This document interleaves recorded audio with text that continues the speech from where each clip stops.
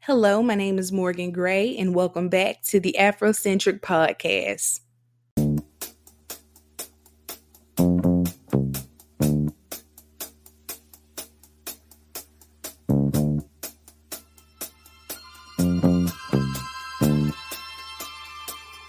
What's the deal, fo? Forbes.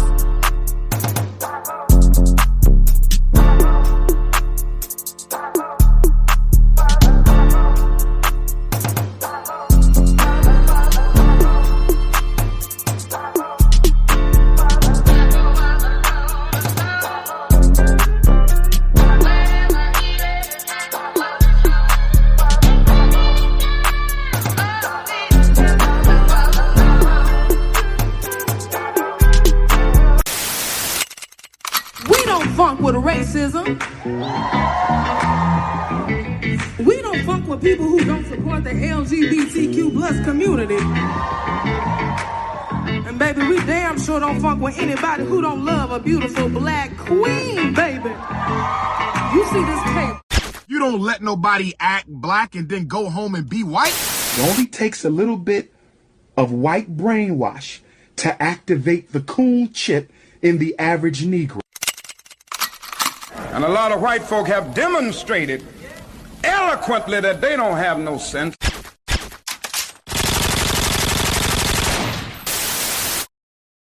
That brother and condolences to his family. I wish that brother had a gun on him while he was jogging so he could have defended himself against those thugs, those goons, those terrorists. I call them vanilla ISIS. That's what I call them. They hunted him down like he was a deer. And I would also tell all my brothers and sisters out there to go buy yourself a legal firearm and learn how to use it so you can protect yourself and your family. I am 2A all day, and I think when you're a black person in America, owning a legal firearm is a form of self-care. So that's my thoughts on that. I wish that brother had a gun on him while he was jogging so he could have defended himself. I would much rather see him, in prison fighting for his freedom, in jail fighting for his freedom as opposed to, being in a casket right now. Charlamagne. And we are back with the Afrocentric Podcast.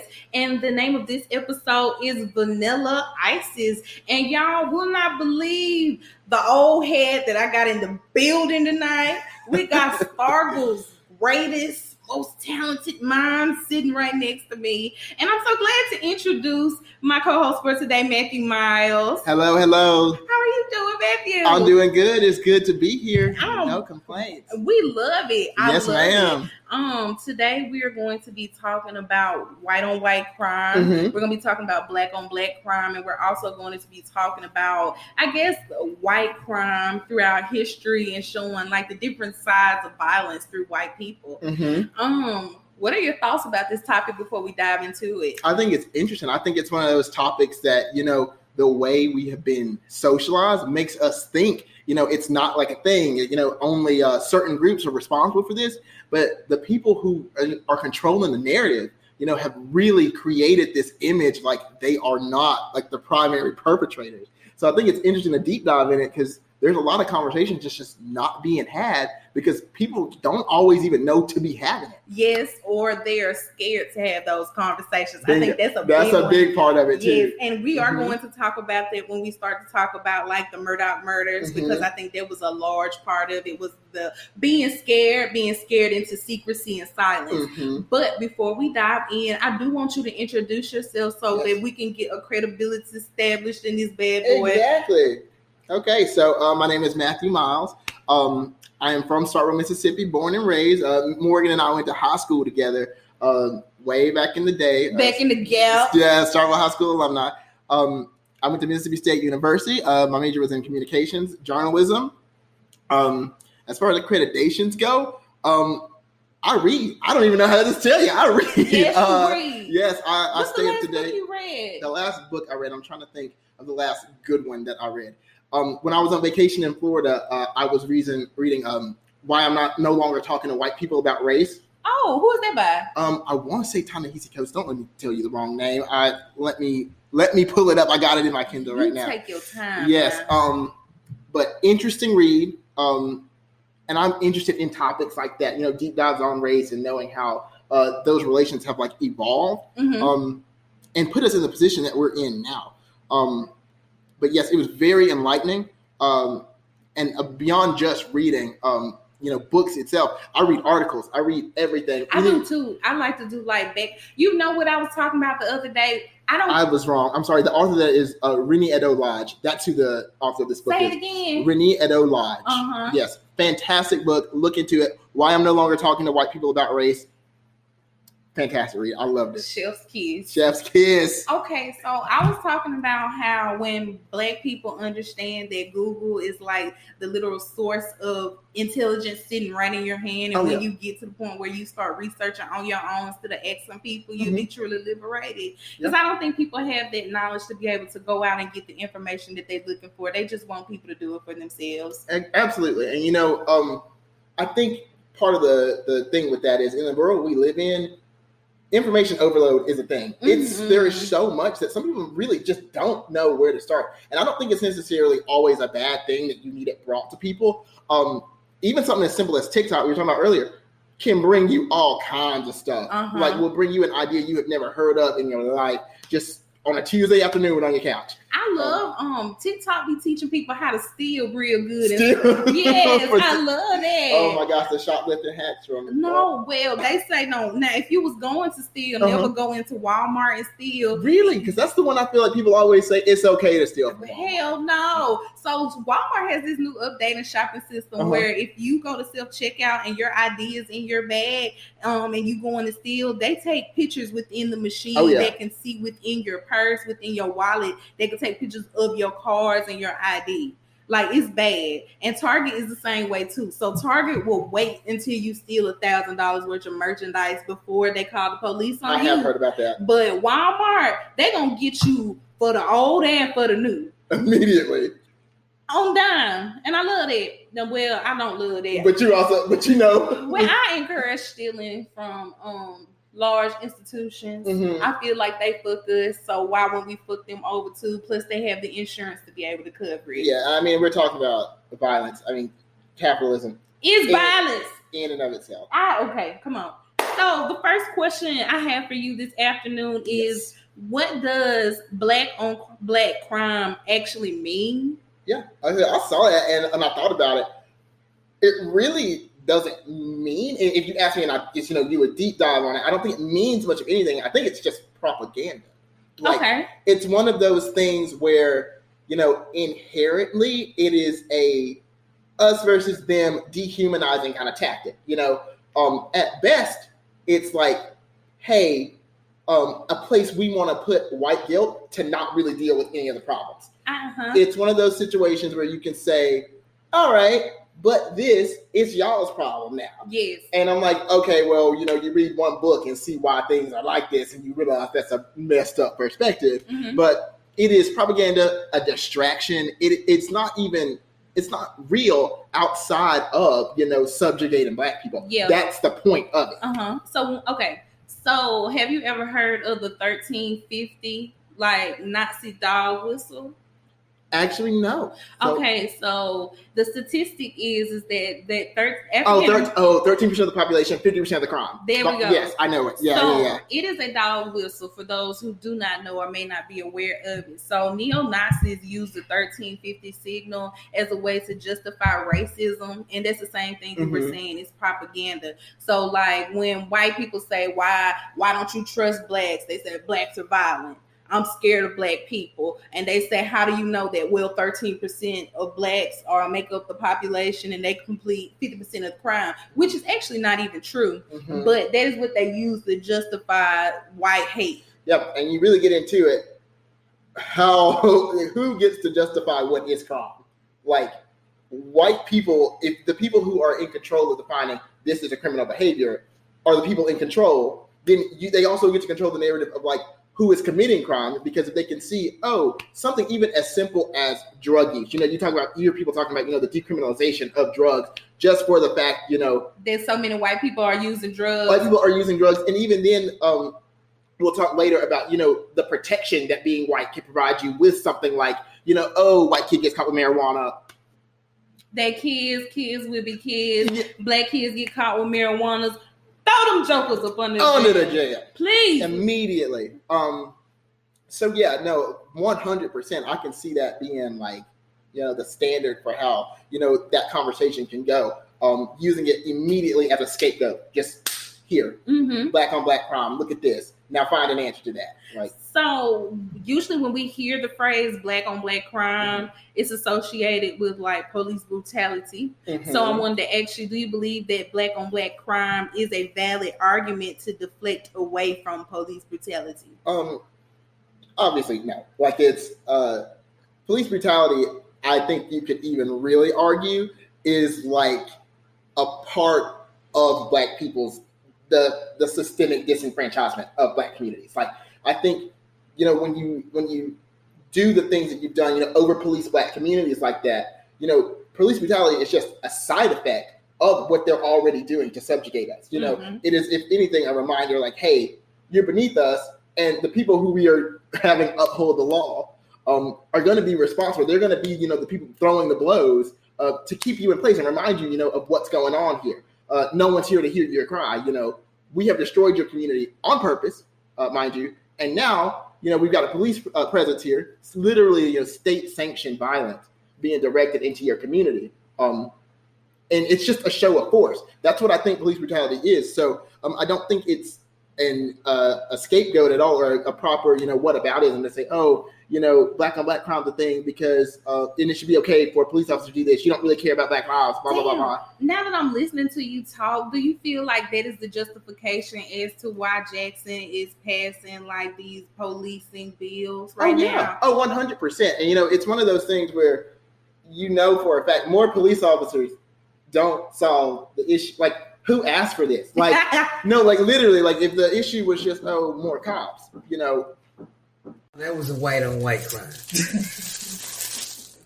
That was a white on white crime. I mean, there was 3 white officers beating the shit out of a white citizen. That is a white on white crime. Because the police department is a well-known white organization. It's a white gang. And they beat one of their own. So I don't know what the infighting is going on with the white people. And I don't even want to know because I ain't involved. You know what I mean? I'm just trying to deal with the black on black crimes. That's what I'm addressing. But ain't none been happening lately. So this white on white crime has got to stop. The Ukraines and the Russians, y'all doing it on all levels, major white on white crimes with the wars of the white peoples. And then, just personal police against the white citizens. I don't know what's happening with you white people, but y'all need to calm down. Because you're scaring the rest of us. You know what I mean? I'm totally and utterly frightened. WLN? White Lives Matter. Now black people gonna start walking around with WLN. I'm telling you, White Lives Matter, y'all. Like, yeah. You gonna help them protest? Nah, I ain't gonna help them protest. All right. So the next question I wanted to ask you is there such a thing as white on white crime? Yeah, I would say if you want to look for, examples of like just white people harming each other, I think you picked the perfect group to like do a deep dive on, on that specific question. But I think it's really big on how you like go about tackling, is white on white crime a thing?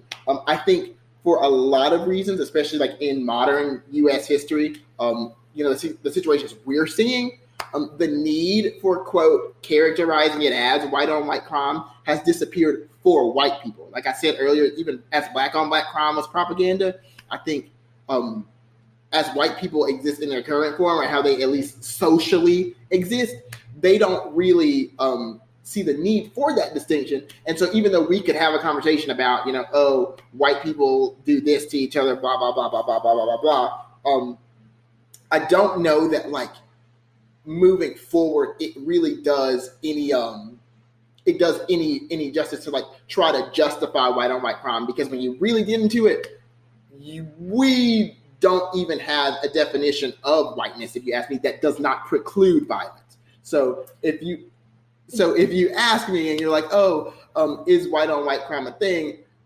I would say for the most part, whiteness is violence, and it's perpetuation is always going to show up in a violent manner. For the most part, you ask them who they are, they can't answer you. Because what is whiteness if not you? What are they if they don't think they're better than us? Very much so. So I was listening to an interview earlier today, and this white guy was talking about how when you're in America, yeah, you're white, but when you're getting in Europe, everybody is white. So then you have to learn about the difference between ethnicities, and everybody looks white to you. But those who are in Europe can tell the difference between someone who is Russia, someone who is from Scandinavia, someone who is from Italy. Like, you can see those differences, but you have to be within the culture to be able to see it. Hold on about the conversation about white violence, because we're going to get we'll there. Get into because it is a whole segment. I will say this, though. Truly, I feel like the epitome of white culture is a resemblance of Greek mythology, Greek history, and Roman history and Roman mythology, which is a descendant of what ancient Egyptian mythology, ancient Sumerian mythology, and history, right? So a lot of Europeans believe that without a great understanding of Greek history, you're not truly educated. But to understand Greek history as well as Greek mythology is to understand that it truly is violent. So like so many mythological creatures within and repeatedly seen within Greek mythology, like Zeus. Yeah. Hercules, also known as Hercules, motherfucking Poseidon. They were rapists. Oh, wait, like the story of Poseidon with is it Athena? The temple. Poseidon invaded the temple and he rapes a maiden. That is Medusa. That's the story of Medusa. Yes. So let me go ahead and tell it, because it is Medusa is actually very innocent in this story. So Medusa is a virgin, and Athena is the goddess of war and information. So she was within the temple, and Athena is the virgin goddess. So she is worshiping Athena day in and day out. And this makes Athena jealous because all the male suitors were standing around the temple and they wanted to hit that ass. But plain and simple. Okay, so what she did is she sent her some type of way to the sea with Poseidon, and she got mad and she cursed her so that every man that she looked at would turn into stone. So she really was the victim in this situation. And what makes it worse is the way that she was killed, because she was killed by Perseus. And when she was killed, what came from her was a giant, as well as the most famous horse in history, the Pegasus. So even within that, violence still begots beauty, but there's the fact that violence is so deeply entrenched within the culture. It's like they can't even see it. So, and that leads us to the next part of this question is, what are some of the older examples of white on white crime that you can think of? Oh, yeah. And, like that first point we're going to, like just the wars of religion, I think of like the most, common method of, perpetuating white violence in this day and age is just going to be the white evangelical. Like that identity is white violence. That identity is how they get it. That's how they get the message out. Like you think of like any kind of real life, you want to practice Christianity, right? You get any kind of real life person who would do that and then support something like the bar is as low as Donald Trump, literally. Like you think of like God and Donald Trump in the same sentence, and somehow they made it work. They did. They made it work. Fit. Yes, they did. And it's like, how did you get there? How did we do that? How did we get from point A to point B? I don't know, but they made it there. The white evangelical culture is very much dangerous because, number one, it's a cult, and I feel like white cults are a great example of white violence, just because they abuse the people who are within the cults, like very much on a mental, physical, financial level. They abuse the people who follow within cults, but that is another conversation for another day. I feel like what white evangelicals are trying to do is like completely erase the history so that people are so fucking dumb that they will fall for anything and believe everything, and then they'll become a victim of capitalism. Yep. And I think sometimes I really can't tell if it is, just an absolution of guilt thing. Like they just don't want to think about it, they don't want to think about the fact that you open a history book and you can see, hey, literally 60 years ago, this is what y'all were up to. Like, I don't know if they don't want to claim any kind of, moral or social responsibility for that, or if, all of them really do actively just want to perpetuate, white supremacy. They just want to be on top at all times. And, I don't even know at this point if I care if there's a difference. Like, I don't care if there's a difference. I spend a lot of time, thinking, oh, maybe there is a meaningful distinction to be made there. But I really don't know that there is. No, it's all greed. Even the most I guess parts of like white evangelical churches are like the financial churches, the ones that focus on the gospel, the prosperity gospel, those who teach prosperity gospel, like Joel Osteen, who's all about money and giving back. But even we see his church is extremely abusive. You remember there was a time where a hurricane, they were on him. They occurred. For those who don't know, a hurricane went through the area in which their church was in. I believe their church was in Texas, and he wouldn't allow anyone. This is a mega church, huge. This is a campus, basically. It is, and no one would be able, but to be able to stay within their church or be able to get hostage, be able to find shelter within the church. And it's sad, but even his wife has like a very terrible reputation for having a very nasty attitude. Yes. I remember a situation where she was flying on an airplane and she spazzed out on a flight attendant. Just so nasty and so rude. That's just them, because again, within them, I do feel like that is a part of their culture. 100%. The way they're socialized. I mean, you can really talk about how white women, especially, like, they weaponize that. That's what, like, white women tears are. Like, they turn on that crybaby, like, now all of a sudden it's a problem. And interestingly, I see that specific application of white violence a lot in the workplace. And it's almost always targeted at Black women. You talking about in HR? Not even necessarily in HR. I'm talking like sitting at your desk, just having, if it goes to HR, I can see it perpetuated there. Mm-hmm.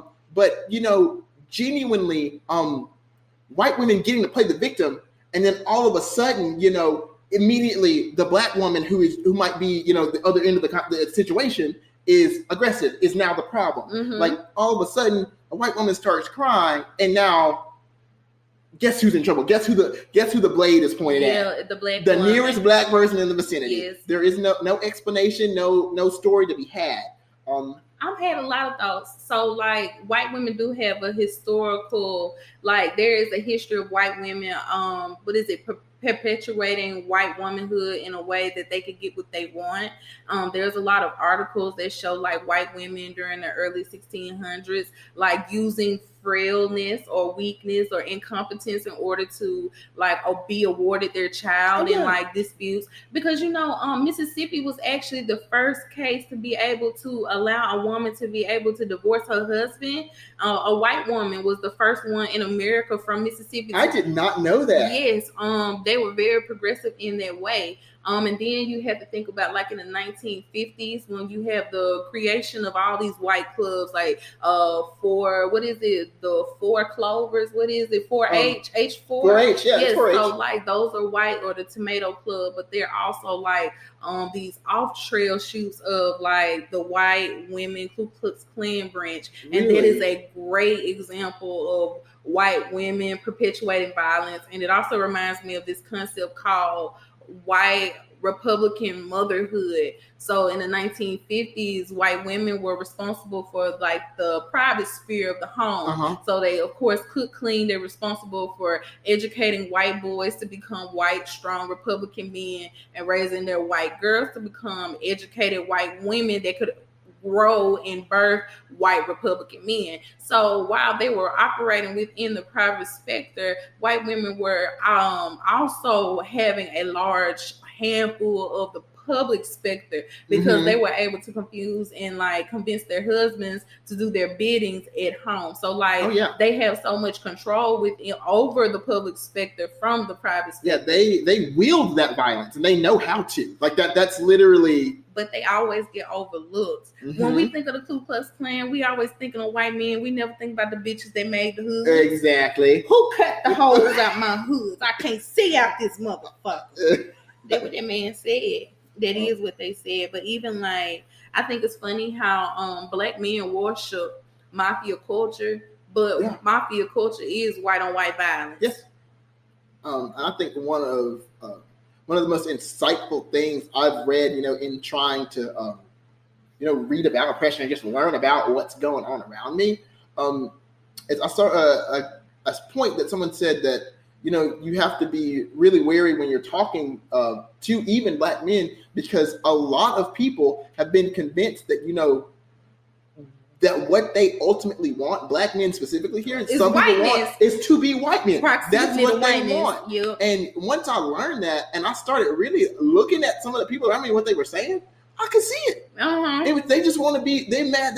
They're not the runners up. They're not the next in line, and that's what they want to be. And that's what white women and black men have in common. Yep. Next, they're quote competing for the same spot. It's that. Yeah, they both want to suck the white man dick. Yes.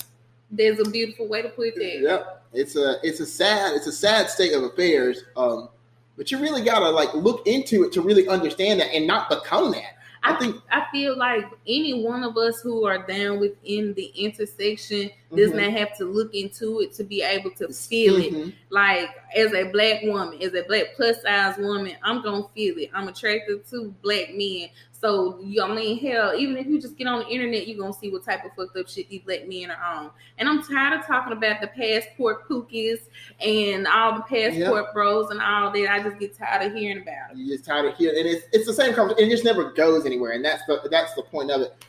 Because, like I said, we're talking about that violence, that image that they put up there. It is still actively subjugating, and that's why there are still always actively, people who are uninformed, who are, misogynistic, who are, just not aware, always trying to be that person. Now that we talking about it, because there's other minority races that need to be blamed and point the finger at too. Yeah. Because you know what, I have a really big issue as of lately with minority peoples, and number one, their racism towards black people, even though they wouldn't have what they have right now without black people in our progress and movement. But even it's a lot of black men who are going to Cambodia, Colombia to find modernized non-black women to be able to cook and clean, traditional housewives.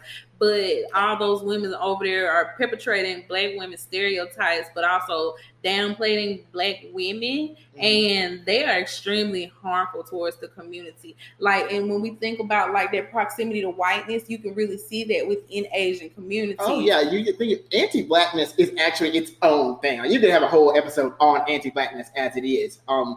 It is an extension, of that white violence, but it is also its own animal. People will just fight to be seen as anything but black. Yes. So that doesn't surprise me at all that people are doing that. What surprises me is that I didn't realize that Asian people or the Asian community was a non-active demographic. They don't vote. They don't participate. Really? I did not realize, and I could see that being the case. Yes, they're very much on their own together. So but it's just them, because Hispanic people, they go vote. They vote. Yeah, that's a pretty. They have even large Republican voting blocks. And I think that is strange too, because I feel like they're going against their own best will. But when you are assimilating to whiteness and you're striving for that proximity to whiteness, then you have shit that goes on during COVID, when Trump called COVID the China virus, and you had all this white violence perpetrated towards Asian people, right? So you got old Asian biddies rolling down hills, getting knocked out at grocery stores. They getting called racial slurs and shit. And then when it's time to vote, you ain't voting out the motherfuckers that was beating up your grandma and your grandpa that y'all was so scared of. And I'm like, that is white violence. That is it. And you were talking earlier about people praising the mafia and how that isn't younger but on crime. I really just think what's interesting about even that time period is that I think a lot of white people, you assimilated. They don't think back at that time and think, Italian people were treated differently. They were their own thing. At this point, 2023. I don't hear people make that distinction. I don't know who you talk. Maybe you are around people who constantly make that distinction. But when I meet my everyday white people, they don't. they'll say it if they want to sound cool. They will say it if they want to seem oppressed. Yes, or sound. It's a card it's an identity they can whip out when they want to. It's a neat fact. It's a tidbit. It's not a yes. And I think that it's very interesting that you brought this up because I feel like white people go through this oppression Olympics. Yes. Because they are the creme de la creme. They the top tier white people. So now that they got a target on their back because everybody see it for what it is, now it's like, oh, I got a mental health issue. I'm not. My grandma Italian. I'm not black. Oh, not white. Yeah. Yeah. My piano teacher was black. I'm not racist. So, I'm missing a third toe. I'm disabled. The bar is low for them. They would do anything to get away from it. And I think that's just a part of the guilt for the most part. Like, I don't understand why they're trying to prove that to me. Oh, I don't give a fuck. Yeah, I mean, I'm not the person you should be telling this to. But even if it is true, why should I care? You ain't doing nothing else productive. Like, this is the only time you're willing to have this conversation. And so I don't say, hey, why are you contributing this? Hey, why? What are you adding to the conversation of actually solving the issues that are up front? And the issue, that part is that it's nothing. And it's a cop out. It's not an issue for them. Mm-hmm. They want to be able to maintain their power and control, but they don't want that target on their back. And that's why they say it's so hard to be a white man nowadays. Yeah, I've heard people say that with a straight face. I believe it's hard to be a white man. Face. At least in the sense of if you're going to have any kind of social accountability. I mean, let's just be real about it. White women ain't got no problem with nobody else but with the white man. So white women on white men ass. Oppression. You get 35 more cents an hour than me. I hate you. That's white women. So then you got niggas like y'all putting us in jail. Y'all putting drugs on it. So they point the fingers. Black women been on white men. I can see that. I can see that too, and I know it is, especially if you was really born rich and you were supposed to. Imagine you was born in the late 1980s as a white boy, and your parent, you sitting on your grandpa knee, and he telling you, grandson, you're gonna inherit the world. The world is yours. You are a white man, and when I die, you're going to have $5 million just given to you because you white, and this your legacy. And you make it to 2023, and everybody hates your ass everywhere. Open Twitter. Fuck white men, that's all you hear. Non-stop. Them white men be nervous. I know they do, but they need to stop what they doing. I mean, if that's the consequence they get after everything, and first off, not even have to really engage with it. Because I'll tell you, I think some of them are probably stressed out. But the only ones stressed out are the ones that bother them to read at all. Well, I feel like instead of making them stressed out, maybe they're people accepting their villain error. Mm-hmm. Maybe like a Elon Musk. I feel like everybody hates Elon Musk. But he got the kind of money where he has benefited from. He's at the top of that line. He feels like he has reached that pinnacle of what we've been talking about, of white lines of capitalism. So when we are talking about white on white crime, the question that I wanted to ask you is, do you believe that violence is a part of white culture? Yeah, and I think that's, we touched on a lot of it already. Uh-huh. But a point I kind of already made is a note that I had here is you really gotta define white. What is, white culture when you talk about at least United States? I feel like that's kind of the framework of the conversation. Around us, what does that even mean? I don't think most of them have a cultural identity outside of that inherent violence, outside of that inherent problem. And, I saw where someone said, maybe white people would be happier if they reconnected with that German, with that Scottish, with that Irish, if they went and they tried to find who they were before they were, sold that image, white evangelical, all those things they had been taught. So it's such an interesting take on that because I completely agree with you. So, right now, America as a whole is going through this spirituality phase right now. So, a lot of people are migrating away from the church and they're trying to go towards spirituality. So, a lot of people believe in past lives and future lives. So, lately, I've been seeing a lot of white people who believe that in their past life they were Hitler. I've been seeing that. Yeah. So, has this been on TikTok? Yes. TikTok is the worst. It's like the bare bones of the world. Oh my goodness. So like this white guy, I believe he's in New York. He in a past life he was Hitler. And he's wearing all of the Eagle Scout, the all of the little the rankings on his shoulder. He done cut his mustache down. He done slicked his hair down, and that was him in a past life. And that don't bother him. That don't bother him at all. And like you would think that would bother your someone. Spirit. I feel like if I had that thought, I would think I would want to talk to a therapist. No, really. And that's a bold claim to make anyway. I mean, you could have been anybody in your past life, and you want to say you were Adolf Hitler? Mm-hmm. Like, you know, the boss. You want to talk about, glorifying. Yeah. There, you gotta ask one or two questions when somebody resorts to calling themselves that, because that's a bold claim. It is, and I feel like they have this like, okay, I've been also seeing a lot of people talking about the serial killers too. So like when they were, what was that big serial killer docuseries that went crazy on Netflix? Jeffrey Dahmer. So a lot of people were saying that they were Dahmer in a past life, or how they wish they could be Dahmer, and they were romanticizing all these negative, scare ass stereotypes. And fucking serial killers are an American thing. Nobody nowhere else have issues with security. Serial killers the way America does, and Europe. Yes, it is a culturally praised thing. I mean, you talk about something like as simple as school shootings, and I've had this opinion for a while. People have asked, gun control. What can we do about school shootings? I literally think that is a cultural quote fad. Yes, it is something that has been praised in a specific manner that people will continue to do it until it's not the crime to commit anymore. Quote. Yes. So in America they use guns. Mm-hmm. Over in Europe they use knives. They just go on stabbing sprees. Mm-hmm. In Europe and in Canada. And they wanted to find a gun they could, but that's just not where the cultural the cultural idea is.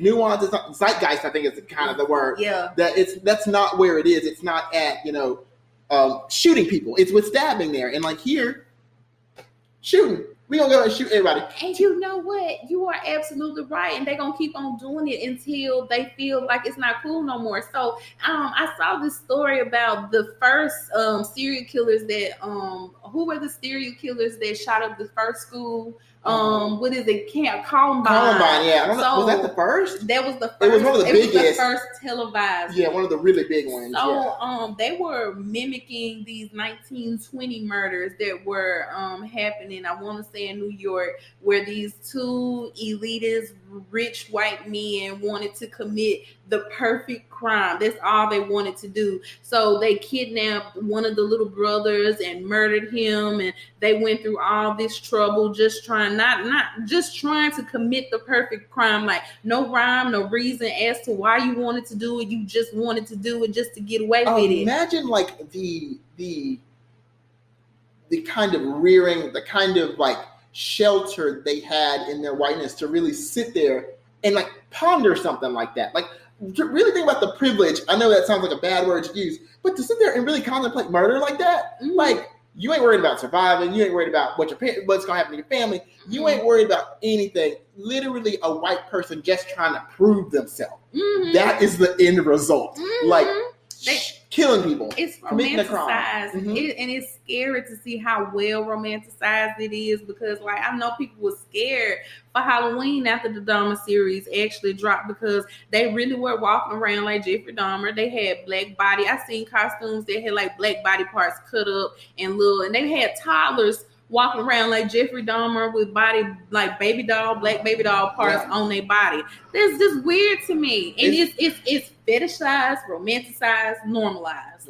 I mean, don't mess up and have been like on Tumblr during that area. Oh, them kids, that was like the bread and butter of certain aspects of the internet, like the romanticization of that type of violence. Yes. And I honestly don't think it can be divorced from American history or that image. And that's why they're trying to do something about CRT, because it can't be divorced from it.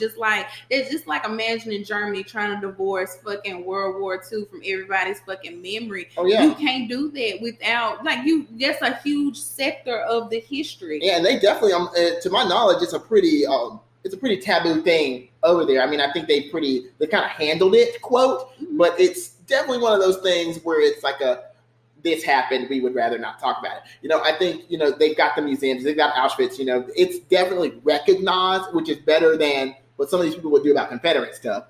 That's a whole conversation in and of itself. But it's one of those things that there's shame around it, and they'd rather just expunge it from the record. Well, let's shift to a different form of violence because I feel like now we're talking about like intellectual violence or like violence against the mind, because that's definitely what they're doing with CRT, critical race theory, as well as like the transgender laws, which I feel like is another form of like violence. It's an extension of other things.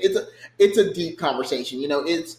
Is it violence? Yes, it is violence in the same extension of, that white evangelical identity. Who are they if they aren't all these things they've been told? And they can be told anything. We are really talking about people who not that long ago would have sat in a church sermon using the same Bible they read now to justify Jim Crow, to justify slavery, to justify anything. So let's talk about the violence perpetrated through sex. I feel like white people have a very long history of, rape culture. I feel like that is a way that they enact violence on a lot of people. Yeah. And again, you can see that through Roman mythology, through Roman culture, and you can see that throughout enslavement. You can see that through all types of taboo violence throughout history where they would rape the women and children. White men would save themselves and leave and do it all over again. You see, yeah, and I'll tell you, it's one of those things where it echoes through society, and if you don't unlearn it, if you don't, make it a point to see it and call it out when you see it, as we were saying earlier about, some black men trying to take up that mantle, you see those same behaviors repeated, just parroted in a way that is just, it is insane. It boggles the mind. That people would, pick up that same rhetoric, and turn it on black women, to turn it on, the nearest, yes, just the nearest person that they think they can, crush under their thumb. That's very true. Yeah. That is very true. And I think that it's important to say that the Republican Party's tactic this year was to find more black men to get to join the party. And it wasn't a large amount that they got to join, but I feel like we will over time see more black men joining the Republican Party. And you think that would be one of those situations where you take 2 seconds of critical thought and understand that's a bad idea as a black man. They thought Herschel Walker with a straight face, full chest, thought Herschel Walker was going to talk to black folks. How you feel about Christian Walker? I really don't. If we're being for real, I don't feel about him. I think about it, I'm like, well, if you're going to be a political grifter like that and you're going to try to take up that role as like, oh, I'm going to call my dad out because he did this. I've seen the other things Christian Walker has said on the internet. I try to avoid thinking about him. But when I do think about him, I just say,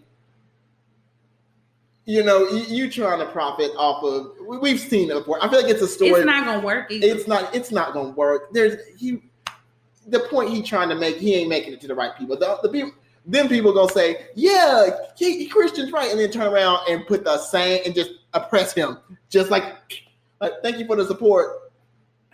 Boop. You are absolutely we got right. you. Yes, and that's what white violence does. Because white violence doesn't care about the victims; it only cares about consumption. That's it. That's it. And that's why I said, like even said earlier, it's like, what is it when it is not, consuming, when it is not being violent? What is its identity? It has made so much of its core on not being black, on not being any other race, on being white. It literally it's self-aggrandizing. It just praises itself for the sake of it. There is literally no point. They just say, oh, whiteness is the goal. That's it. It's its own fuel, which is why I feel like it has gone on for so long. People are so resistant to changing their ideas. It just feeds itself. You got to break that cycle willingly, or at least be brought out of it. Do you feel like white men I don't know why I keep on resorting back to white men. I feel like, okay, so we both went to Mississippi State, PWI, predominantly white institution.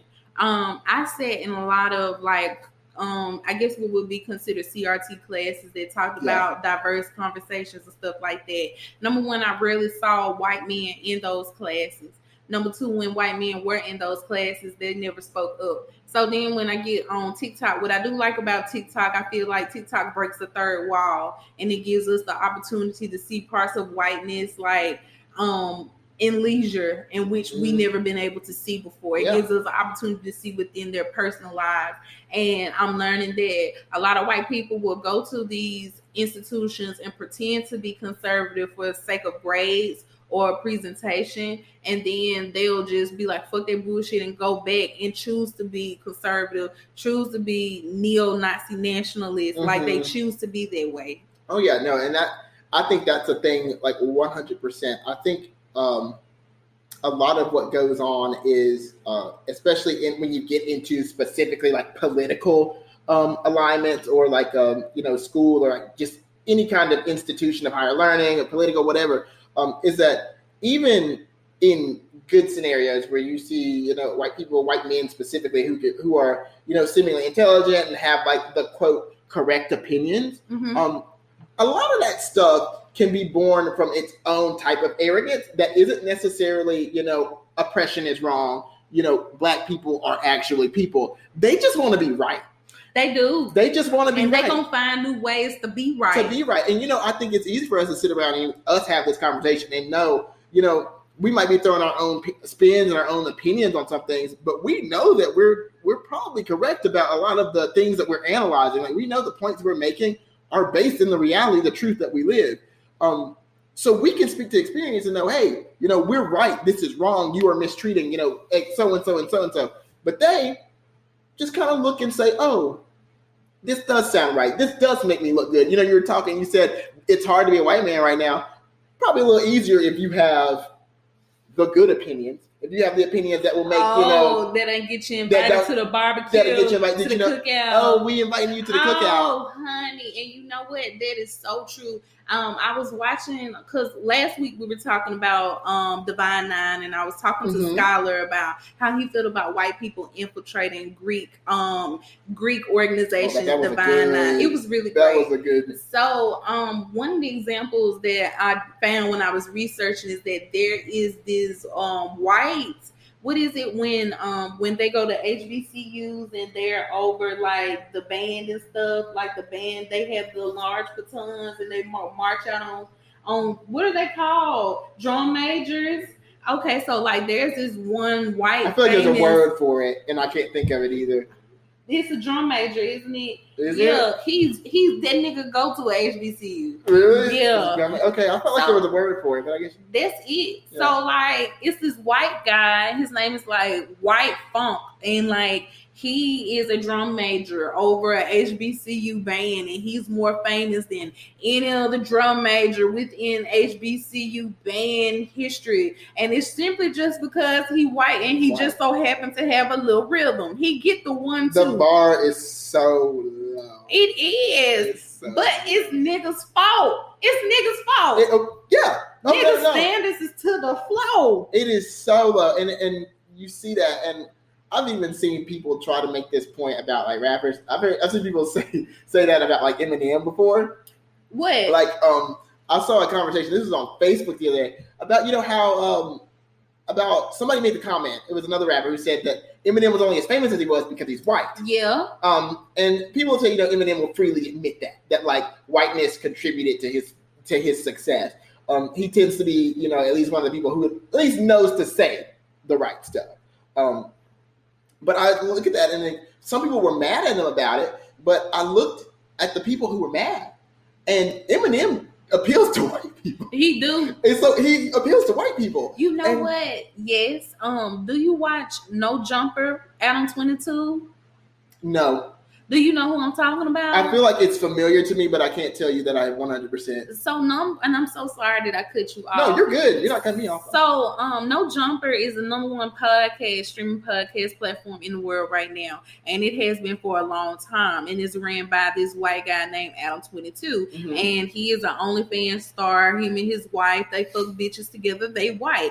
I just find it very peculiar that him as a white man has become completely famous and completely rich over analyzing and observing rap, like black hip hop, right? So he dibble and dabble his cracked up hands all up into black music, black business. In fact, Adam22 sent a reporter out to the Megan Thee Stallion, Tory Lanez court interviews, and he actually reported on the information wrong. So like people, that's the problem. Again, another problem with niggas, because they don't know what sources to use. So they following this nigga, and he done sent his own court people out there to the court to review and analyze and research. And they say that Tory Lanez was found not guilty. And it's completely wrong. That was just false. It was false, and it was a day before the verdict had even actually came out, and he was finna get sued. I'm pretty sure Megan still will sue him. But that's another example of like, and it's time and time again where Adam has put his nose in business that ain't had no business for him to be within, and put his white 2 cents over it, and he's only accepted because he's considered like this cool white guy, and he has some of the right shit, but now he's getting to a point where he's overstepping boundaries. I think you really could have a whole episode on how like a lot of like the name of the game these days, despite the white violence that we've been talking about, a lot of the name of the game is how close can we get to black without touching it?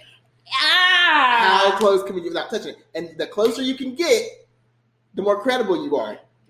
Yes, man. That's really it. Okay, so the Kardashians are falling from grace right now because they are no longer doing this black persona. Yeah. So after 2020, they decided to stop tanning so hard, took the tracks out, dissolved their BBLs and all their lip filler and shit, and now they're going back to white. So now that they are transitioned back to whiteness, white people bored with their ass. They said, we don't want this shit. We don't care. Bring the box braids and the edges back, Kim.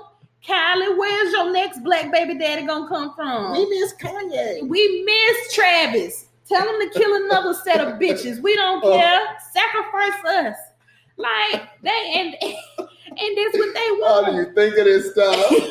You just be talking. I love it.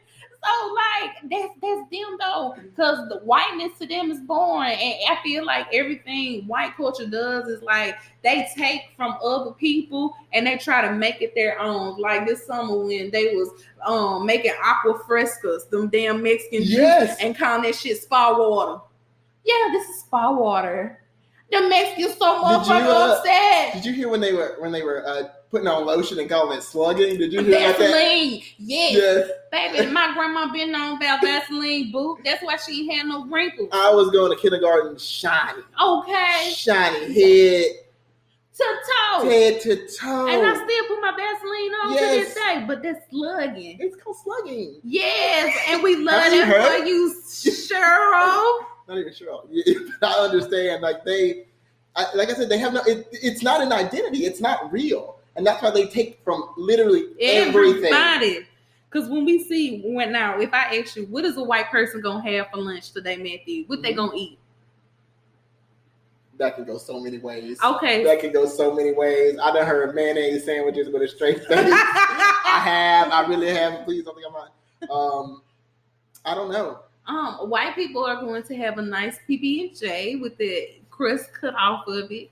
You know what? And grown white people, they just drink milk. At they big grown age, they drink milk. Drinking a glass of milk. Maybe some cut up cucumbers, carrots. Interesting. Something I've always thought about is I think it would be really interesting for somebody to do a report on white people in Mexican restaurants. I don't know if you have seen this. Who ain't never heard of but something about the small town white people in Mexican restaurants. I think you could write a report on it. I thought about this so many times. They will be deep in the Mexican restaurant. Deep. Every Tuesday, every Thursday. Yes, or the way that they gobble down sushi and shit. They would. I really think that somebody somewhere out there got a report on the cultural idea behind like that specific action. I have never understood it in my life, but I just know if you want to find them, they there. They gonna be there on 9 times out of 10, Tuesday all the time. Yeah, Tequila Tuesday, Titty Tuesday, Pick Your Poison, Cinco de Mayo. Boy, what? Oh, hold on, cause St. Patrick's Day just passed too. See, that's some Irish shit. See, and I think they kind of go ham on that one, don't they? I think yes, they do. Yes. That one's theirs to go ham on. Yes. I think they're at their best when they go ham on stuff that belongs to them. Yes. When they do their stuff well. I told them that. I told them last week my favorite told them that. The favorite time of white people I like the gothic white women. Yeah. Because goth is some white people shit. And they just get as pale as they can. And they rock it. And they do so ghastly. So good. Deadly. I love it. Also, somebody was talking about their saying. They said, as if. Okay. They ain't never 2006 pop culture, Katy Perry, Lady Gaga. Where's your music, white people? They are literally not doing it the same. Where's your music? Straight up. You know what happened? Iggy Azalea. Iggy Azalea came out downhill. And she was the beginning of the end. That was white violence. That was it. That was a white violence. That was it. You know, you can have a conversation in 2013, Miley Cyrus. Remember, she was in the news just for everything. Doing something black people been doing forever. Just doing something, just hitting at it. Yes. And she was And that's the same thing she did because remember, Miley Cyrus also had her black face moment when she was having her big. Remember, she was I'm in the club with my shades on. I actually tatted up. You know what this song she did that was shown with I ain't listened to it. Do you know Juicy J? She did a song with Juicy J, and she was standing. Wait in a minute, the club. I do know that. I do. Yes. Yeah. Okay. She was a black woman, and they loved her when Miley was Myles Cyrus. Yes, they love Myles. And I feel like they still do it again. They wouldn't hesitate to do it again. No, but she a white woman now. She's white. It's just a brand. Ariana Grande did the same thing. It's a costume. Because we thought she was Hispanic for a second. I didn't realize that somebody said her last name is Grandy or something like that. It's actually not Grande. It's Grandy. It's Grandy. I saw maybe because I don't have a source on that, so don't quote. But I literally read this and I was like, I believe it. I believe it. Yes, it didn't take it. I was like, oh yeah, I believe that. That's not surprising at all. Okay, so I wanted to ask you, do you think that money has a way, or do you think that money changes the way that we view white on white crime? Yeah, the answer is always going to be yeah. What 100%. Way do you feel like it changes the way we view? I think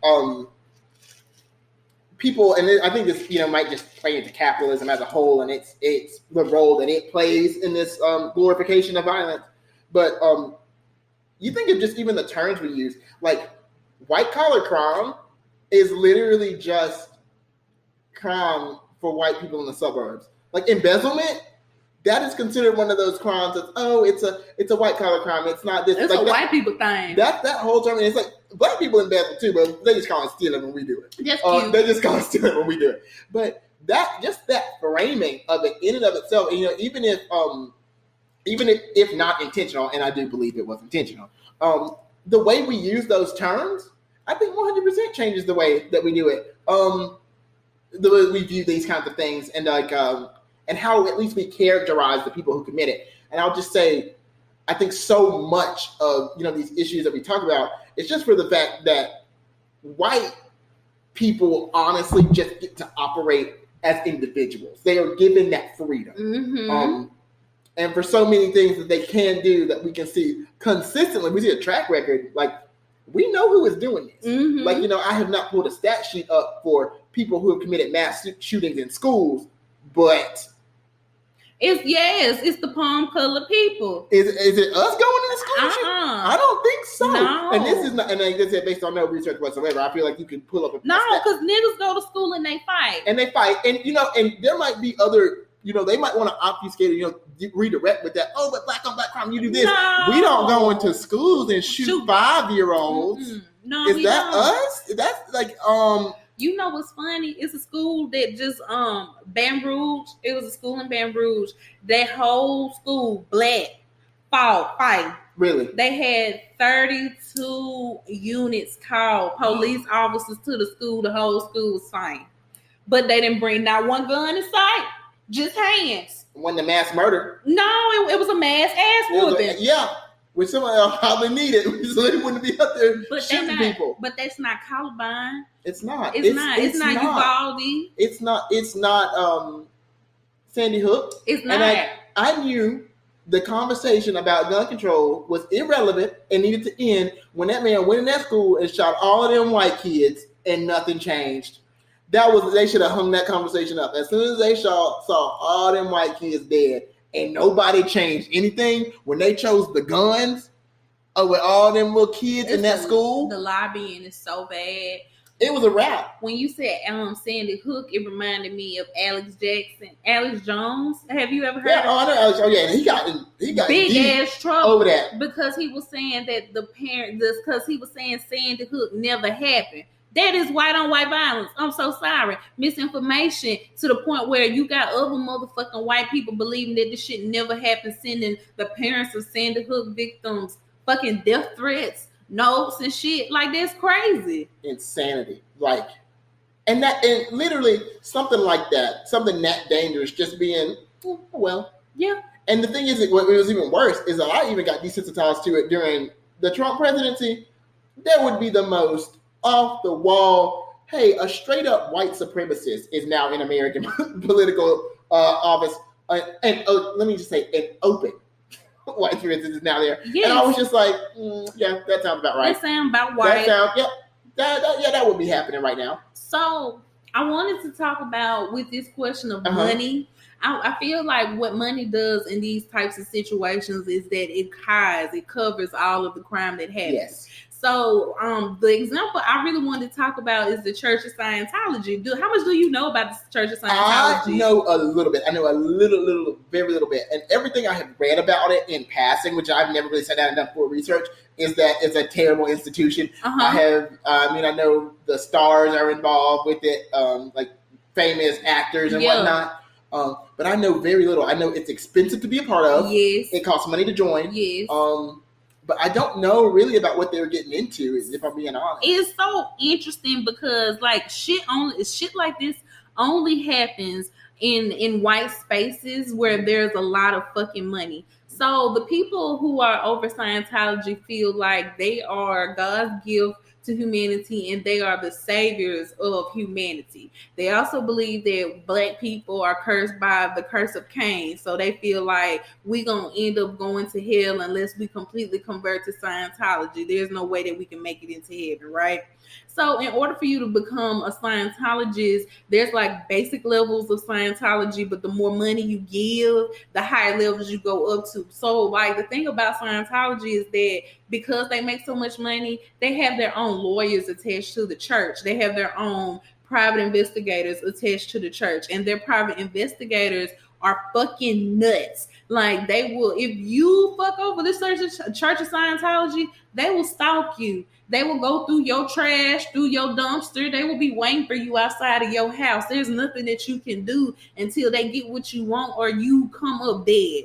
So what I think the most interesting thing about Church of Scientology, well, it's two things that are very interesting going on right now with the church. So the leader of the church, who is, his name is, David Miscavige. He is the leader, the current leader of it. So his wife, Shelly Miscavige, has been missing since like 2018. So they believe she's just been missing. She just hopped up and came up missing. Just off the face of the planet. For like 2 decades. She's been gone for a while. No one knows where she's at. No one knows where she's at. That no one has seen her. And people can't find no record of her being killed or dying or anything. So, number one, they've been looking for her. So, Leah Remini, she was the one off of the famous sitcom. I know that name. This is a white woman. She got long, curly red hair. She was on I want to say it was King of the Hill. King of the Hill? Is it King of the Hill? See, that's animated. I'm trying to think. Yes, it is. It's a one with the fat white man. It's a little sitcom. But King of Queens. There we go. King of Queens. That's what it was. So Leah Remedy has been going against Scientology for years, looking for Shelley Miscavige because she's been a close friend of hers for years. But at the same time, her husband David Miscavige has just started recently to go missing within the last 3 months because they've been trying to serve him papers for child pedophilia. So he's been on the run. No one can find him, and they're still looking for Shelley Miscavige. Oh my goodness. Yes, and they are what is it, blackmailing people at the same time. Like, if you don't give them the money, fuck the religion. The religion is based off bullshit. It's a money machine. That's what it is, and that's pretty obvious. Like any kind of religion where you got to buy in, that's simple. You are the product. They are buying you. You are buying a piece of. They're selling you a piece of mind. You give them the money. The money covers it all. So like you got so many people coming out against the Church of Scientology, but they can't do anything because they got the PIs on their ass, or their lawyers are so fucking credible that they'll crush you in a matter of minutes. Like, it's wild as hell. I mean, I think money has a lot to do with it, but you can read about people leaving the Mormon church. Yes. Like, that's going to be pretty much all right. That's what Utah. Like LDS Church. Oh, yeah, Latter-day Saints. Baby. No, the Jehovah's Witnesses. Oh. They are getting ready to expose them for a child sex ring within the next couple of months. And it's so interesting how that is always the framework that we constantly find this in.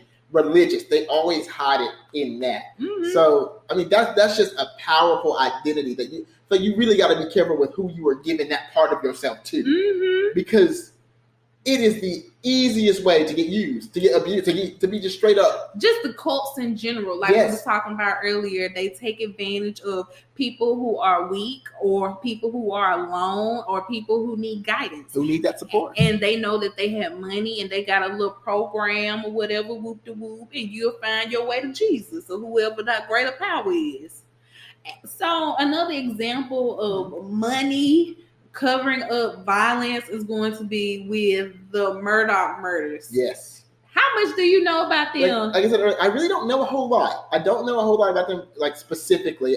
I know the general gist. It was a lawyer in a smallish town in South Carolina. Yeah, and he killed his family like 2 years ago, 2021, and thought he was going to get away with it. I think that's the extent that I know, and then he didn't. Matthew, it wasn't just him killing folks in his family.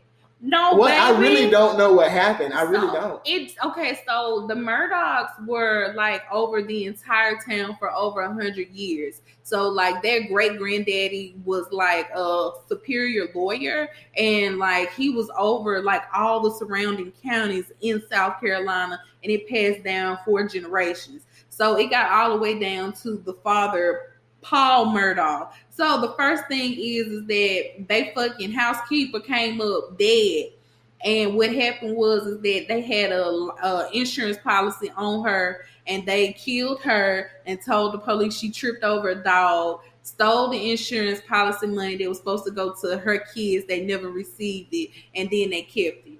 So then a couple years later, the older son killed, and his name was Boomer Murdaugh. He killed a gay boy because he was DL and he didn't want to come out it. So they beat this white baby up and left him in the middle of the street, and people thought it was a hit and run, but there was no like circumstances of like glass, no time. Yeah, like it was obvious somebody did that. So then he got away with it. So the youngest son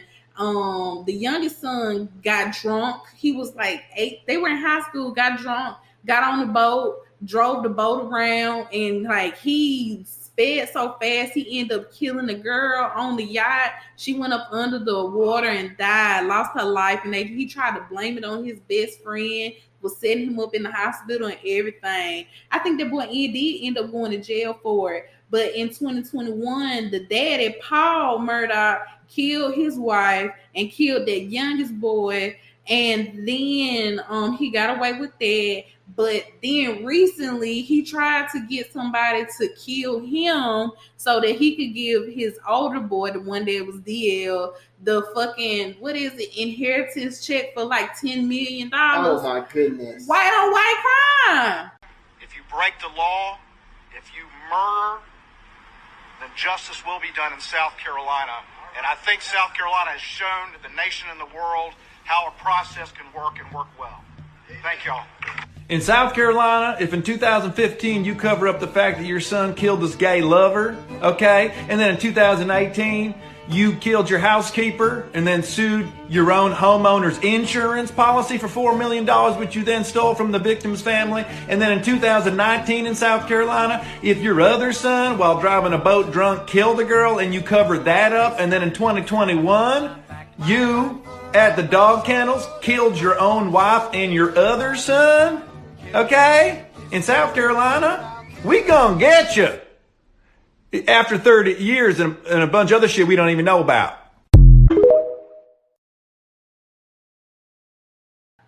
And he was confident. He thought to go through with that. He thought he was gonna get away with that. You don't commit to that if you don't think it's gonna come out on your side. He was outside changing a tire, and I did read about this part. Someone rolled up on him and just shot him, and he called the police. Somebody just shot me. Or then it was like somebody hit me in the head with a bat. The story just kept on changing and shit like that. And only motherfuckers like that will be able to get away with foolishness like that for years. And people were so afraid of the murder, they would not come out and say shit. They killed so many people just for money. And what's the point of exposing yourself to try to get them exposed? And now they know who you are. And you live in somewhere middle of nowhere, South Carolina, can't nobody help you, especially if those people, if they run the town like that. No, it ain't nobody that can do anything. Nobody. Ooh, and then, I won't keep on talking about this because we still got to talk about the George brothers too down in California, Florida. Yeah. The George blood. Do you want to tell them about them? I actually don't know a whole lot. I was reading about these people and I saw all your points and I did a little bit of research on them, but I was like, damn. I mean, I did see the opioid pills and all that, and I think my interesting take on the opioid crisis, how I like to call it, is that it's a perfect characterization of how casually issues in the Black community are discarded, and how now you look at who's stuck on opiates, the communities that opiates affect, and now we have an opiate crisis. Man, now it's a form of, oh no, we need to do something. Now we need to test the drugs to make sure the drugs are safe for the white people, because we can't stop them from doing the drugs. And now I'm reading about like harm reduction. Like, I mean, people who do drugs and they're saying, hey, you can get clean needles here. Yeah. Which I'm glad to see the conversation shifting. Like, I'll say in a meaningful sense, I'm happy to see anything that improves. They do that in Sweden. But at the same time, I think about it and I'm like, it's never a problem till it's white people's problem. Yes. So how am I really supposed to feel? You ain't supposed to feel nothing because it ain't your dog and it ain't your fight. That ain't none of your business. Honestly, I feel like that's part of it too, because I think about this stuff and it's so upsetting. But I gotta go to work. Yeah, I gotta pay rent. You gotta stay in your Black-owned business. Exactly. Yeah, that ain't got nothing to do with you. Like, you watch The Crown and all the bullshit The Crown got going on. I sit back and I laugh.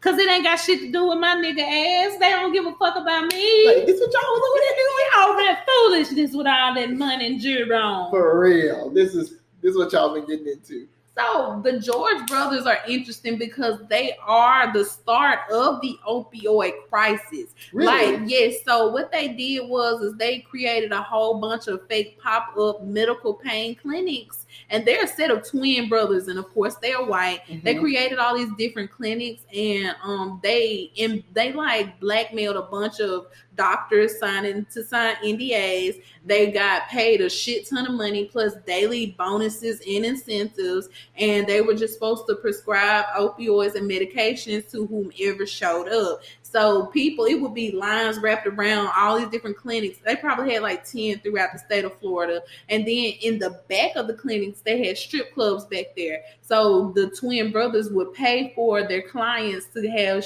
like lap dances and sex parties and stuff.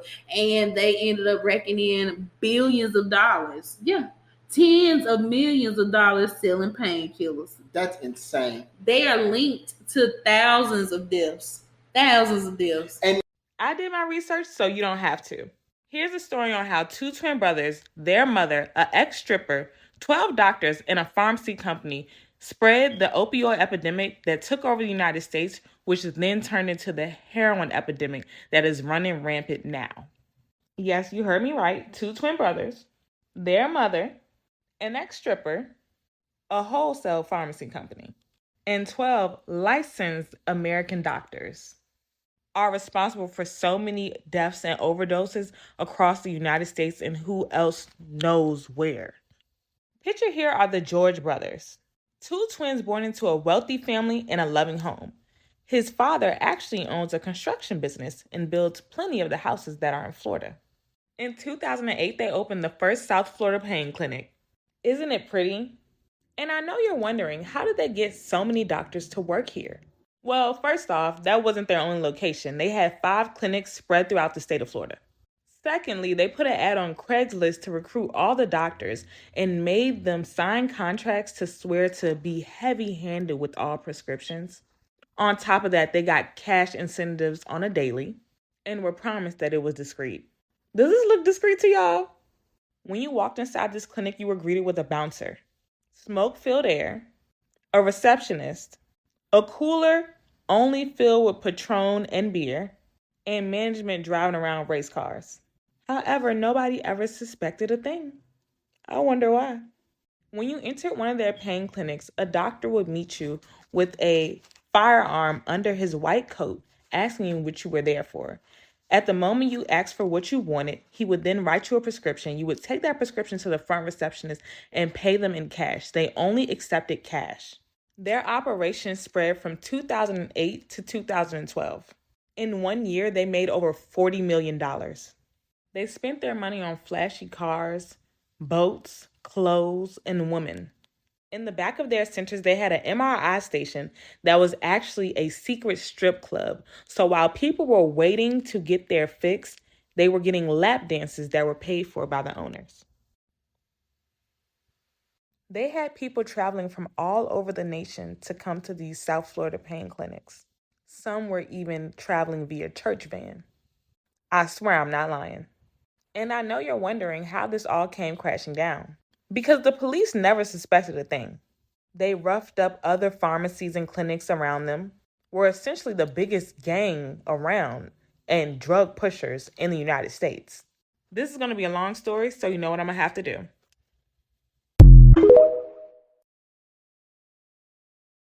None of that just becomes associated to white people by proxy. None of it. Because they're viewed as individuals. Exactly. None of it. There are no social ramifications. And the thing is ideally, I would think we would all be viewed as individuals. But no. When I step out that damn door, I am the representation of the niggas of the United States of America. Of all black women everywhere. Yes. People really with a straight face having conversations about shit. Black women wear bonnets in public. I don't know if you were on the internet when that was going on. Monique opened her big oh fat mouth. My God. Like, for real. Like, really having this conversation. Because somewhere, someone is convinced we got something to prove to people. White girls walking out in their little pajamas. Oh my gosh, I'm going to Target in my pajamas. And have their booty cheek hanging out, and they don't have the nerve to bathe and shower. That's white on white violence. Walking around here stinking and musty all day. That's white on. You sitting up here, your breath stink and my breath stink too. That's white on white violence. You attacking my nostrils and I'm attacking yours too. Different standards. That's hate. That's a hate crime. This is why this episode is called Vanilla ISIS, because they are terrorists. I read that title and it took me out. When I read that, I was like, where did this come from? Starting off strong. They come from fucking Charlemagne. Charlemagne? That's something Charlemagne would say. And I loved it. I loved it. And the final question of the afternoon: are there any trends towards the glorification of white violence that is alarming to you? I'm going to be honest. None of it is alarming. And I feel like that's kind of sad. Because you normalize to it. It's I'm so desensitized. It is everywhere. It is unavoidable in a sense. You look at something just as basic as a Trump presidency. Just the past 2016 to 2020. You saw what people were doing during COVID. That was scary. That was to scary. See how it was. I mean, it was just white people were so willing to say this ain't serious. Their own folks was dying. Yep. They were. Yep. This was not just relegated. It affected mostly black people, as all these things tend to do. Yes. But they own people was dying out the ass. I think that's what bit them in the ass, because then their people started dying. And it was people who would, with no hesitation, get up and defend that point of view. Won't even wear a mask. You in Walmart for 5 minutes. And I just can't breathe. I can't breathe. Okay. Like, what are you really trying to tell us right now? Like, you don't care about anything. There is no image that cannot be sold to you. Like, all that man had to say was that it was fake. And they believed it. Mm-hmm. That was scary to me. I'm gonna be for real. Like, that was a moment when I realized, like, a lot of the security that we have is an illusion. It's an illusion. Yeah, it's an illusion. It would not take a lot to convince half of them folks to try to take it back. Speaking of taking it back, let's talk about. I feel like January 6th was one of the scariest moments of the glorification of white violence that we've seen in America. Man, let's talk January 6th, as well as this last attempt to elect the Speaker of the House as well. I feel like that's another great example of fucking white violence. Damn, them niggas almost got the fighting on the House floor. It's so normalized and so ingrained that you see it, and it's hard to even recognize it. If you don't know to look for it and be like, oh, they bullshitting again. Like, if you don't know to recognize it, they will throw it under the rug like it was just another thing. The discourse around January 6th, literally, it was already insane that then people walked out of there. Alive, yes. They went home. Yes, they did. And they was coming back to Mississippi, they Florida. Went to the house. Yes, they did. I mean, they posted their nice, good pictures and put them on Facebook. Oh, Facebook. Yes, they did. And there was a trial. Yeah, they got caught months later. It was like a year. A year plus. People had forgotten. And I don't even think we can entertain the idea of had that been black folks outside the Capitol. I don't even know if it would have gotten that far. I don't even think they would have been shot down. That wouldn't have even been a count. January 6th could not have happened without white violence, without that normalization, without that embrace of that culture, of that, it's revolution. Yes, and that's very true.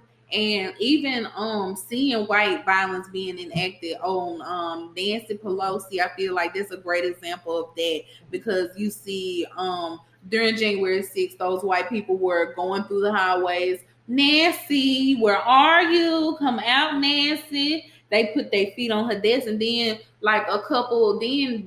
in December, they was in her house and they attacked her husband.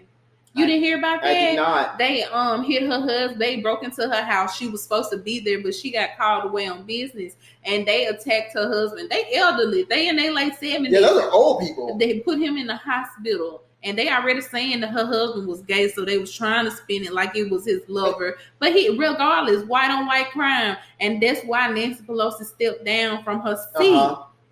And it's just ridiculous. But yes, January 6th is the greatest example of white on white violence, white on white crime. Definitely in recent history, for sure. For white people to be so fucking for the police. They killed so many fucking police officers during that damn time period. They did not give a fuck. They didn't care. I mean, and not even just killing, physically, just politically. They throw them under the bus. The thing is that whole thin blue line idea, that's all there to support that ideal of white violence, of white supremacy. So if ever in any case they are in opposition to each other, there's going to be cognitive dissonance. There's going to be a problem. And we saw that for the Tyree Nichols case in Memphis. Yes. Because when we seen all them niggas kill that nigga, now that was black on black violence, but I feel like that's because of the proximity to whiteness and white culture within the police community. Mm-hmm. But where were the white people that support the police so bad? Where was the thin blue line that day? When nobody protesting about them niggas going to jail. They was on vacation. Look, they was smoking cigarettes. They was smoking menthol cools. They was not worried about them. Not worried about that. Not worried. That's not what it's really there to protect. It's not there to protect black people. It never is. It might incidentally. Yeah. If you happen to be a cop. I mean, they thought they were going to be protected, obviously, because they sat there and they beat that man to death and just happened to get caught. They thought it was going to protect them. No. Newsflash, buddy. You still a nigga, OJ. Please. So, it's just... so January 6th is a great example of the glorification of this violence. We've already touched on school shootings so much because gun culture is such a large phenomenon in America that's not seen anywhere else. Maybe in Japan, but it's not seen anywhere else. It is not on the same scale anywhere else. Here it is literally cultural. Well, I feel like we could flip it and talk about the lobbyists, because those are the ones who are really, like, number one, keeping this gun culture in America alive. They are the ones who are paying the politicians not to make laws to keep us safe whatsoever. And then they're the ones that are making sure, like, these large corporations like Walmart carry guns in the stores, easily accessible. They don't want to change the age. They don't want to add more thorough background checks behind guns and shit too. And they don't want to lose, I feel like, that part of their identity. They don't have a lot. So you agree that guns are another part of white culture? Oh yeah, 100%. I'm being honest when I say I think, people might be quick to point at, predominantly black subcultures that glorify the use of guns. But when I tell you, I don't see black people have the same cultural tie to guns. I really don't. I'm gonna tell you what white people like: guns, Jesus, SEC, and sweet tea. That really is it. That's it. I know. That's all they got. And if you take they'll say Second Amendment, your right to bear arms. Realistically, if the federal government wanted to wipe our asses off the map, they could. They gave you a number when you came out your mama coochie and assigned it to you. Yes, they did. If they wanted something from you, they would have it. They would. Like, girl, you work at Walmart, baby. Like, it's it's okay. They don't have nothing to take.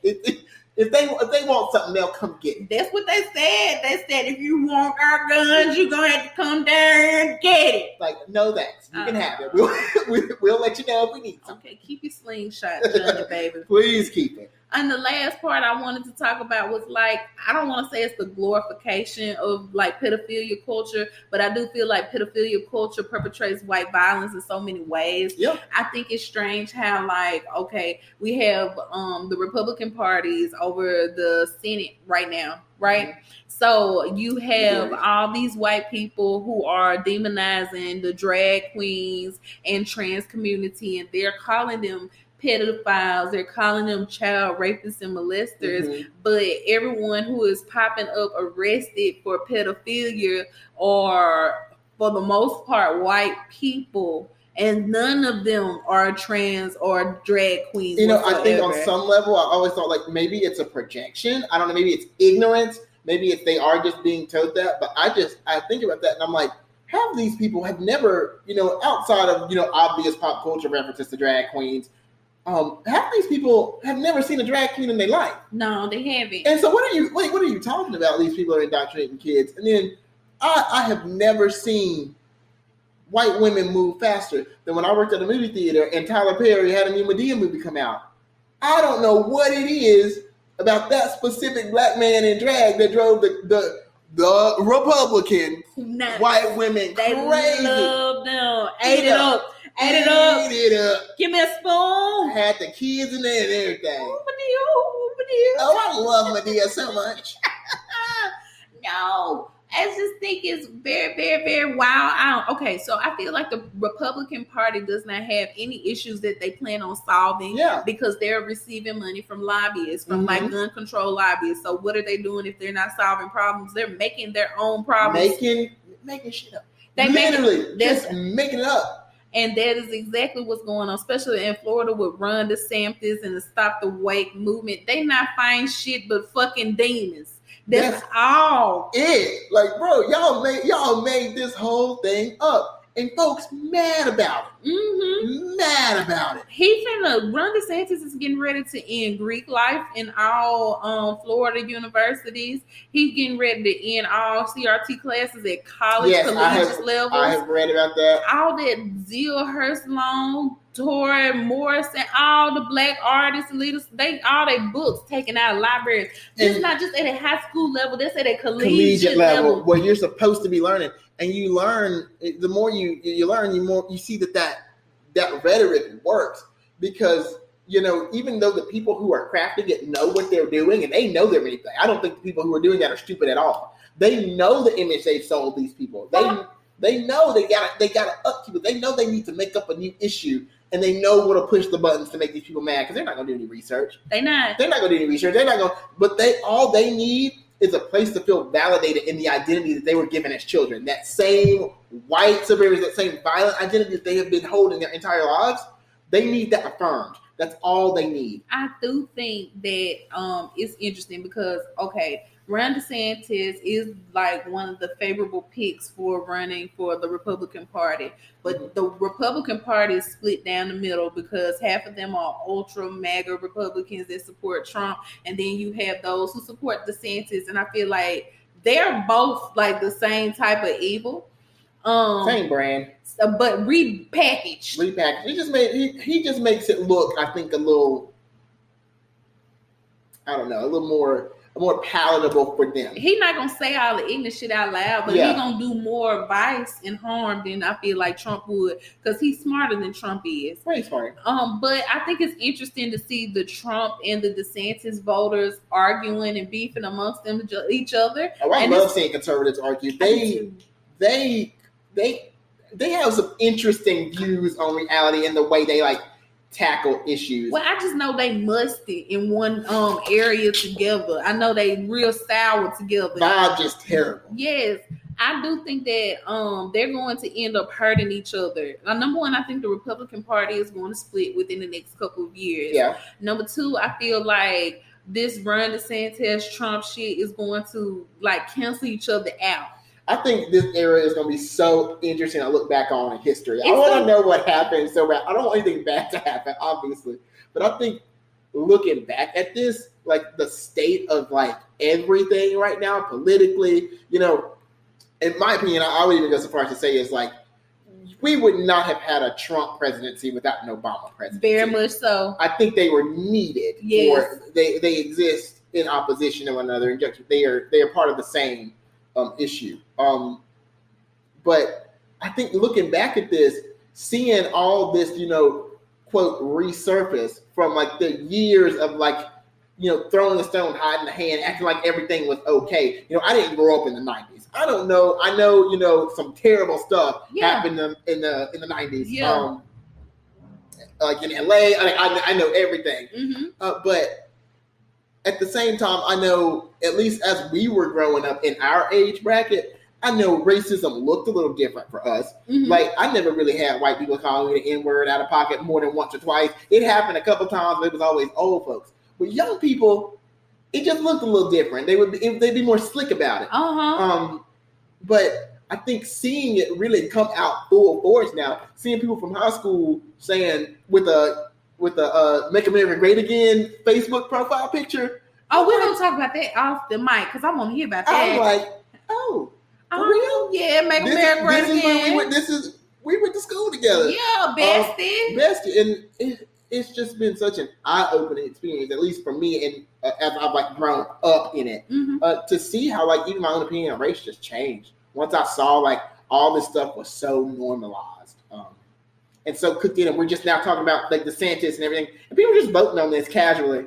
Oh, I think I'm going to vote here. Oh, I don't agree with this. Having a whole debate, and I'm like, Ron DeSantis dropped immigrants off at Kamala Harris' house. Christmas Eve. It was fucking cold outside, and they ain't had no blankets. Left and pulled that stunt, and they were like, "Oh, he sure showed them." I'm like, y'all don't even think this conversation is about people. No, they don't. They don't. They desensitized. And it's sad. It's sad. You stop and woke, but they need to wake up. And that's so funny because anytime I post my podcast online, white people tell me to wake up. They call me a sheep. They say, you need to wake up, you sheep, you stupid. And it's like, I could sit here looking at those same people right now, and I could, in 2 seconds, create a fake argument that I can make them agree with. Because it don't take nothing. It don't take nothing. They're not going to be critical about anything. I already know they got a worldview, and they just project it everywhere. That's it, and it's all they've got. And I think that's why they hold on to it so fiercely, even in the face of evidence. Like, look, you got a supercomputer in your hand. We got more in the palm of our hands with our phones than people at any point in human history has ever had. And you finna sit up here with a straight face and say a drag queen? Yes, it's indoctrinating the children. Your 3-year-old? Yes. No, let me tell you about what this Republican said. She said they need to, the mothers of the Confederacy the mothers of the American Revolution down in Florida. She said another big issue that they having in the public school is that the teachers are teaching children about their feelings. They said that is a problem because teachers have no right to be telling children how they're supposed to feel. She said teachers are teaching kids about empathy. How do you teach children about empathy? They give you an example. So if you have a child in the class that got 2 mothers, you would teach them to empathize with them and to understand, and then they bring that home, and white mothers find that problematic. I don't know how they got from point A to point B, but they got in their car. Let me tell you something. They stretched before they started reaching. Yeah. Yes, they had did. to. They got real limber before they got to reaching. And they will do it effortlessly as long as they can reinforce what they already believe in. So Discovery Plus done fucked around and made a docuseries about Jared, the Subway guy. And I knew he was a pedo, but damn, this motherfucker was sick as fuck.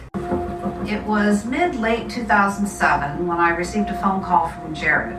He just started to open up. He was very much wanting to go to fetish clubs. One of my ones that were watching other people. They turned you on? Trying to big time. I asked him pointed questions.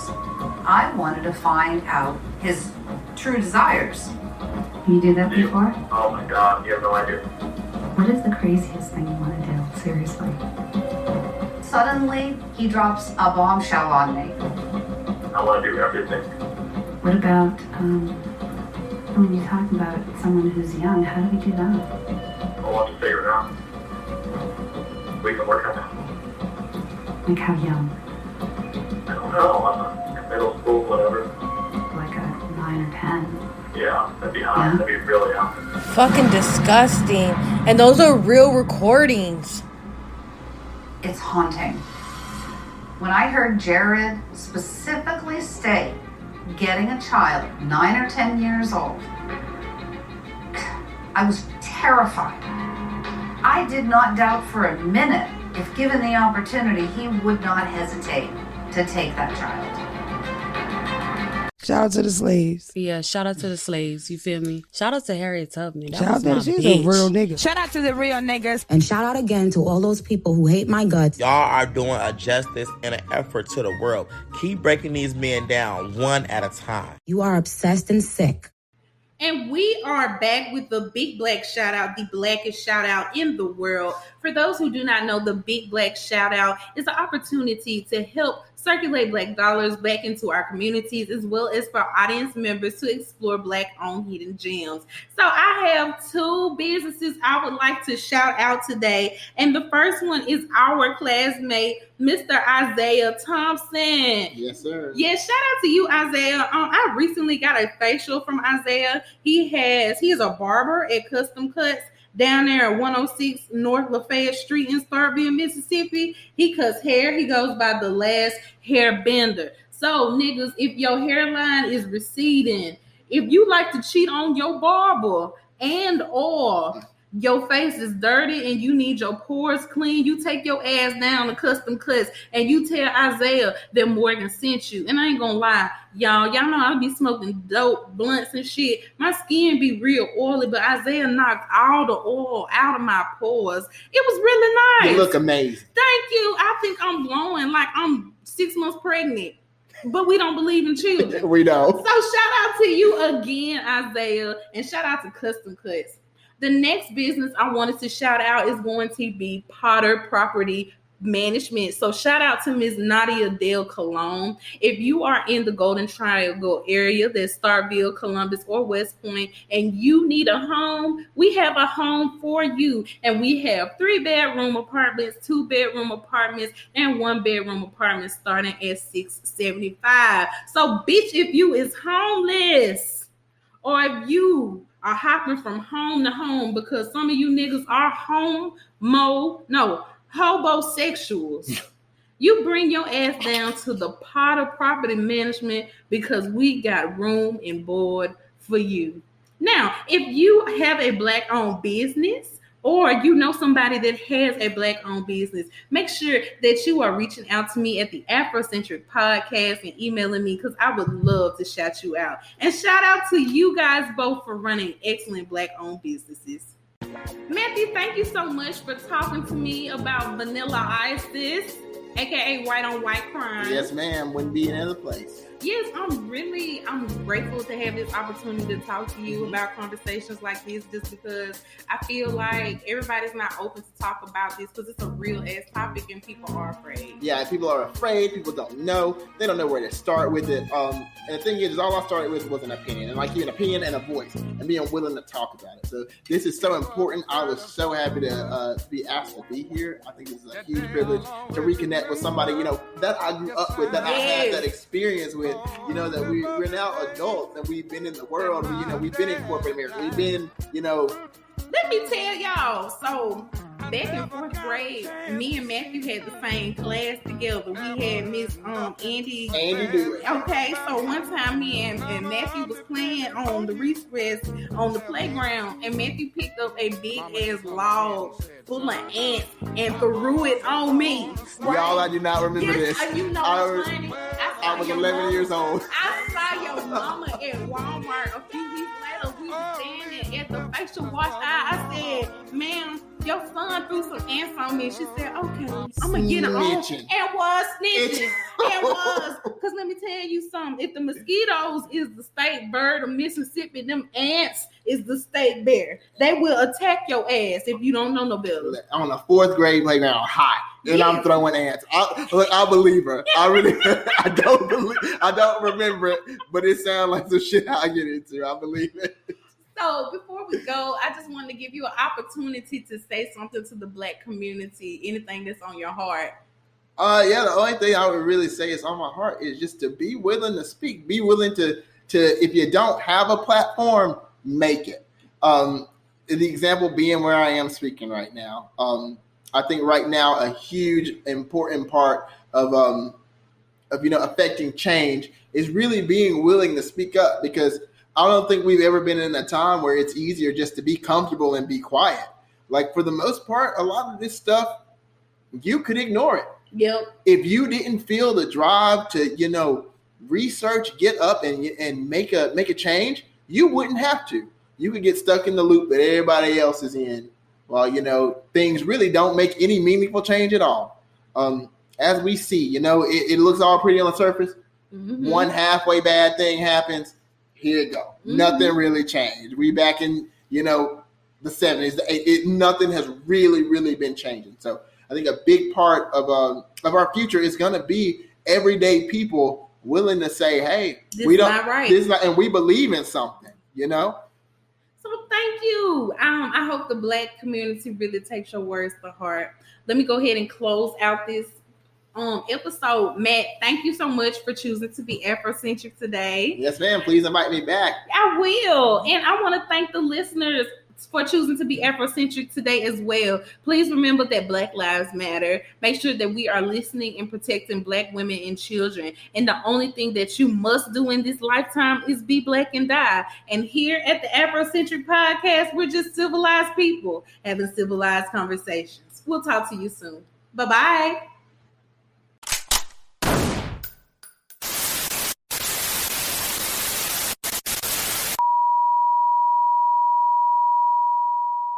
They had the Bible, and we had the land. And they said to us, close your eyes and pray. And when we opened our eyes, they had the land and we had the Bible. They said, thou shalt not kill, but they murdered millions. They said, thou shalt not steal, but they stole the land and the riches on it. They said, thou shalt not lust thy neighbor's wife, but they violated women, teenagers, and girls. They said not to lie, but they cheated with the cross in their hand. And yet they still turn to us and tell us, close your eyes and pray.